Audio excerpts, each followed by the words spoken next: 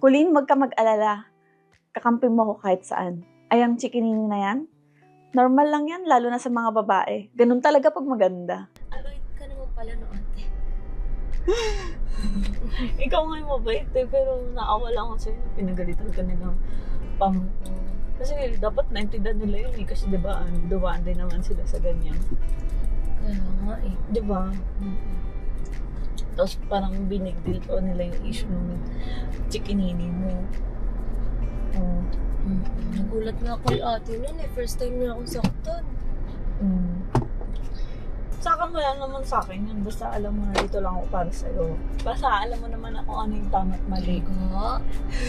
Oo, ano ba? Ano ba gusto mo? Grabe, ang bait pala ni Ate Dimple. Binigyan ako ng 1K, isang sabi ko lang. Pwede mo naman ako maging ate, alam mo yan. Andito lang ako para sa'yo. Pag may kailangan ka, Talaga? Ang bait mo naman. Sige nga, kung totoo, pahingi akong baon. bakit bakit kailangan mo ng baon? Pahingi ako pang Starbucks, oh. Sige nga, kung totoo, pahingi 1K.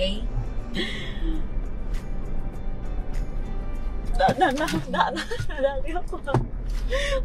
Pag-isip ako. Joke lang. Ito na. Ito na. Poet. Sige, Starbucks ako mamaya. Sabi ko, sige, okay na sa akin kahit sino tatay ng anak mo. Sino ba kasi, maputi ba? Maitim? Pogi ba? Maputi siya, oo. Pero sasabihin mo din. Oo, sasabihin ko din. Maputi siya, Kilala ko ba? Oo, kilala mo siya.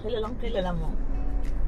Basta Colleen, kahit anong mangyari, nandito lang ako para sa'yo. Ang bago mong ate. Basta ako, kakampi mo ako. Oo, basta. Turuan mo ako mag-drive kasi gusto ko na magkasusuklan. Oo. Anong sasakyan ba Tapos gusto mo? pahiram mo minsan sa akin. Oo, syempre. Totoo? Pahiram mo sa akin? Oo. Pwede Sige. nga. Kailan mo ba kailangan? Hindi, syempre hindi pa ako marunong talaga. Natatakot pa ako lumabas. Oo.